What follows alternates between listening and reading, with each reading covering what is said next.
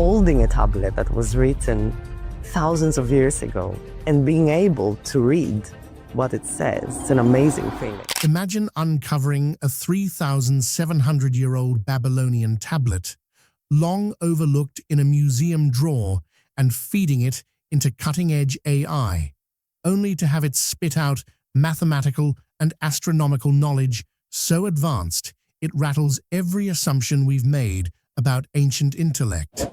What if this relic rewrites human history, showing that ancient minds operated on a level we thought didn't exist for millennia? Thanks to work from Tel Aviv University's AI translation tools, UNSW's deep dive into Plimpton 322, and those eerie eclipse omen tablets, we're staring down truths that reshape our past. But how could a civilization crack math like this long before Pythagoras? The mathematical marvel of Plimpton 322. Picture a weathered clay tablet, Plimpton 322, chiseled into existence roughly 3,700 years ago in ancient Larsa, a thriving Sumerian city-state. It's small enough to fit in your hand, yet it carries a mathematical secret that would take modern scholars decades even to begin to understand. For centuries, it lay in silence, its wedge-shaped cuneiform marks frozen in time. Fast forward to the early 1900s.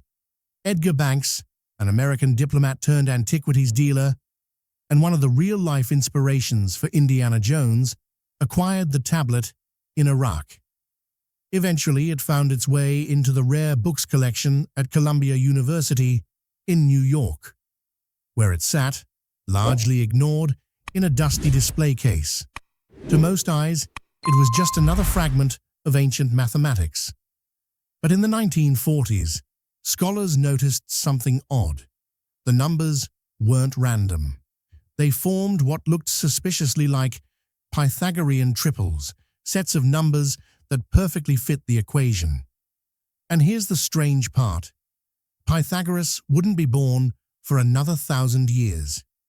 It wasn't until researchers at the University of New South Wales, like Daniel Mansfield and Norman Wildberger, who pulled this relic into the spotlight, that its brilliance became clear.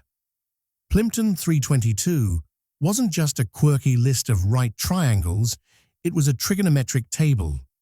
But not trigonometry as we know it. This was sexagesimal trigonometry, a base 60 system that's in some ways simpler and even more accurate than the trigonometry you learned in school. It's like your clock face, 60 seconds in a minute, 60 minutes in an hour. Base 60 can be divided evenly by 2, 3, 4, 5, and so on, making for clean, exact fractions without messy decimals. In other words, it avoids the rounding errors that plague base 10 mathematics today. What the Babylonians had was a system built for precision. The tablet itself lists 15 rows of numbers, each representing a right triangle. These aren't little triangles either. Some of the triples involve huge integers like 119, 120, and 169. The first column appears to show the square of the ratio between the hypotenuse and the longer leg, descending row by row in a perfectly logical pattern. That's not random.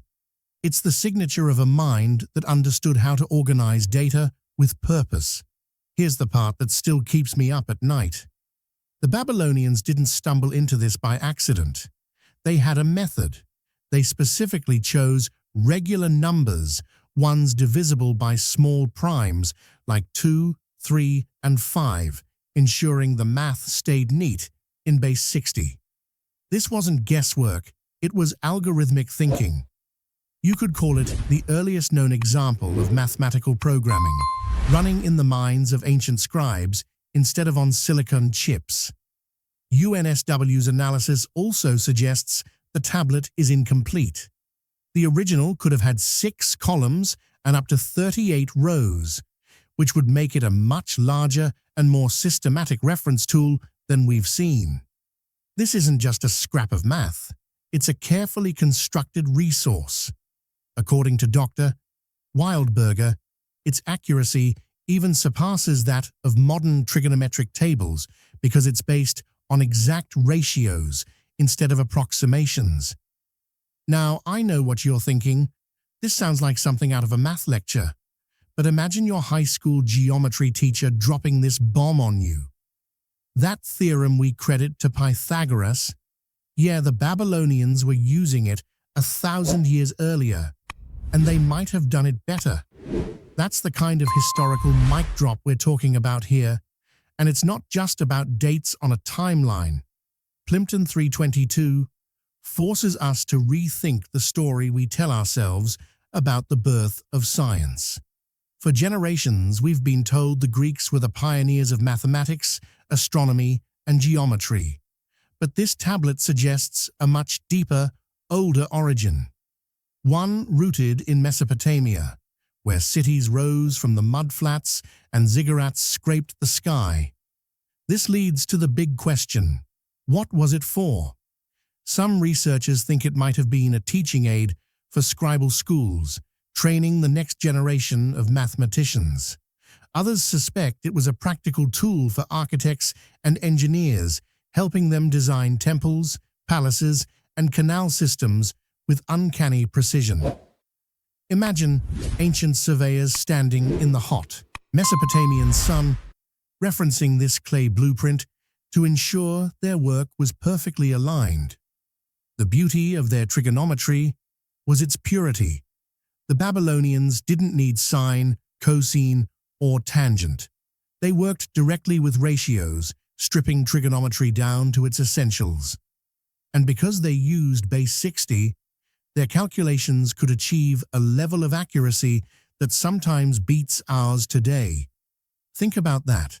The math you learned in school might actually be a downgrade from what existed almost 4,000 years ago. And now, AI has entered the picture. This isn't just a dusty artifact being re-examined by human scholars. Modern artificial intelligence can now translate cuneiform tablets at the push of a button, including languages that haven't been spoken for millennia.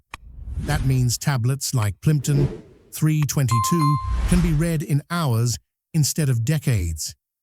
The AI doesn't just copy symbols, it understands their mathematical structure, revealing patterns and methods we didn't even know to look for.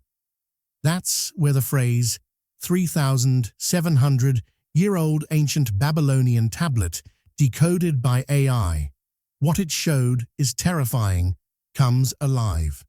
Because if I can decode this, what else is sitting on museum shelves right now that could flip our understanding of history?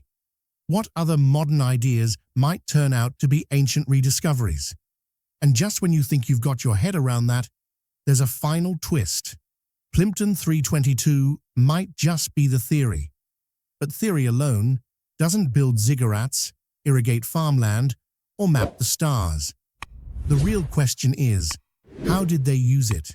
How did they turn this abstract, beautiful math into real-world applications that changed their world? The oldest applied geometry in action. So, here's the thing. Plimpton 322 was the theory, the ancient equivalent of a university lecture.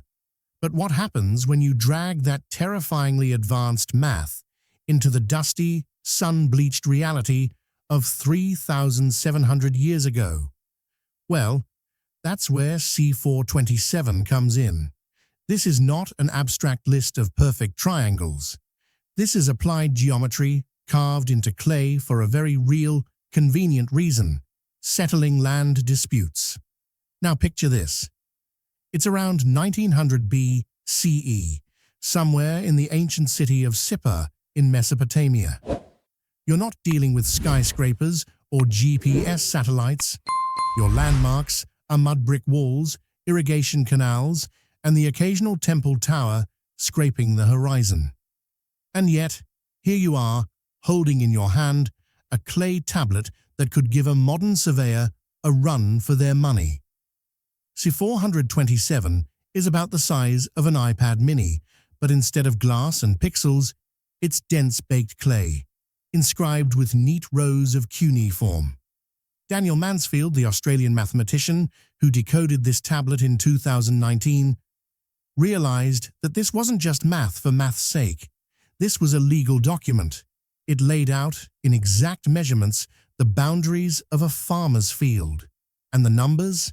They were pure Pythagorean triples, the same style of math we saw on Plimpton 322. And here's where it gets eerie. This tablet was made more than 1,000 years before Pythagoras was even born. That's not just rewriting the timeline, that's torching it. If Plimpton 322 is the dusty ancient textbook, Psi 427 is the field manual. It's proof that the Babylonians weren't just experimenting with advanced trigonometry, they were using it to physically shape their world.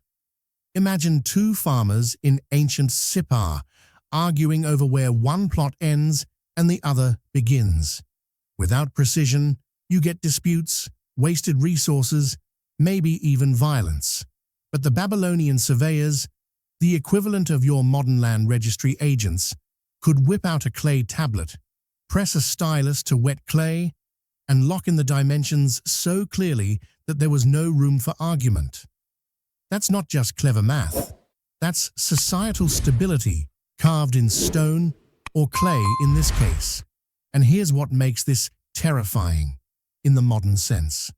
The method recorded on C427 is still taught today, more or less, in surveying and engineering. They were laying out perfect right angles in open fields without steel tape measures, CAD software, or even paper. They did it with rope, pegs, and a deep understanding of ratios. Their unit system and base 60 math let them divide land with a precision that rivals some of our tools today. Now, AI is the silent hero in this rediscovery. The cuneiform on C427 isn't just symbols, it's a record of distances, angles, and relationships between lines. Human experts used to take years to translate these symbols and cross-check the numbers carefully. But modern AI, trained on thousands of cuneiform samples, can now do it in a fraction of the time, spotting subtle patterns we'd miss. That's how Mansfield and his team could confirm that Psi 427's geometry wasn't a one-off fluke, but part of a much bigger Babylonian toolkit. And here's the kicker. Psi 427 links directly back to Plimpton 322. The surveyors who measured the Sippar field weren't just guessing where the corners went. They were likely using reference tables, possibly ones like Plimpton 322, to ensure every angle and side length was mathematically perfect. That means the Babylonians had a feedback loop between theory and practice. They created trigonometric data, used it in the field, and then recorded the results, building a body of applied geometry knowledge that would put some Renaissance scholars to shame. Think about how revolutionary that is. We often imagine early civilizations as brilliant but limited, capable of monumental architecture. Yes, but mainly working through trial and error. C427 tells a different story. It shows a culture that could define, record, and reproduce mathematical precision on demand. That's not just early math. That's an early form of engineering science. And this wasn't happening in isolation. The Babylonians were a trading, farming, and temple-building society. Every canal had to be dug at the right gradient to carry water without flooding. Every temple had to be perfectly aligned with the cardinal directions. Every plot of farmland had to be measured for taxation. The fact that we've now caught them using Pythagorean triples for such tasks means these tablets weren't just geek projects, they were infrastructure blueprints. Here's where I need you to pause and picture this. An ancient surveyor standing under the brutal Mesopotamian sun, adjusting rope lines. At the same time, an assistant presses symbols into a wet clay slab. That slab is then baked, not for decoration, but as an official, permanent record. Thousands of years later, it lands on a researcher's desk, still carrying the exact angles and distances of a long-vanished field. That's not just history, that's time travel in numerical form. And here's the late-night thought that messes with me. How much of what we think is modern is actually ancient knowledge that got lost, buried, and then rediscovered? If C427 had been dug up in the early 20th century and understood right away, would we still be crediting the Greeks as the first to use geometry this way? Or would our textbooks already reflect a world where Babylonian engineers were the real first masters? Remember, the AI-enhanced translation of these tablets isn't just showing us what numbers the Babylonians used, it's showing us how they thought. They weren't bound by the same mental frameworks we are today. They didn't bother with our trigonometric functions. They worked directly with ratios. They built systems around whole number relationships. That's a mindset that produces clean, error-free results without the approximations baked into our calculators.